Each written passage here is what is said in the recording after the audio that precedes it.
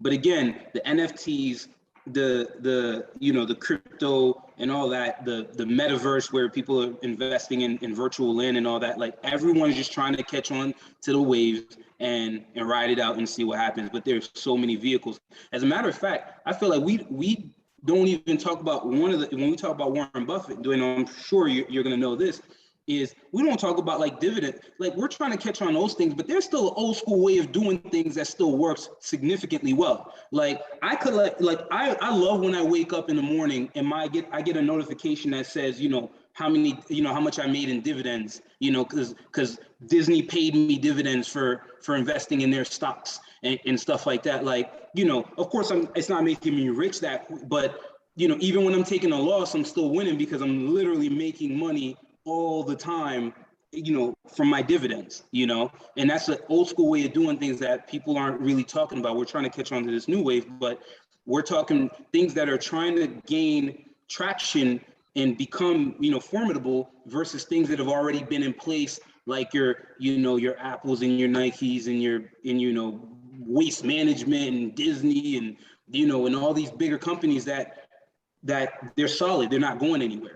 Right, like and they pay you to invest in their company. Not all the ones that I just mentioned, but a lot of them will pay you to invest, and you'll make dividends off off your investment. So that's another thing that the old school way is still a very good way to invest. Is what I'm saying, and it's safe because again, these companies aren't going under. You've seen the pandemic. Look at what Disney just went through. You know what I'm saying?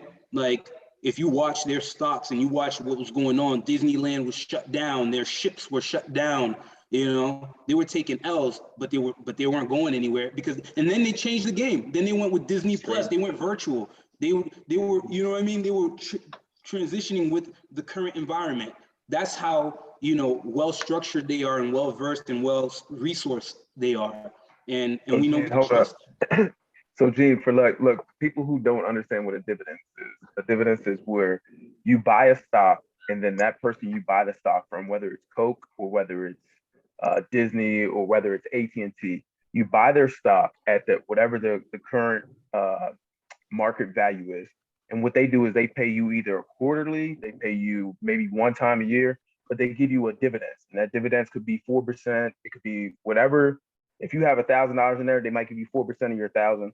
Now that $1,000 will fluctuate with the stock market, but your dividends won't change. Your dividends will be based off of how many shares you have.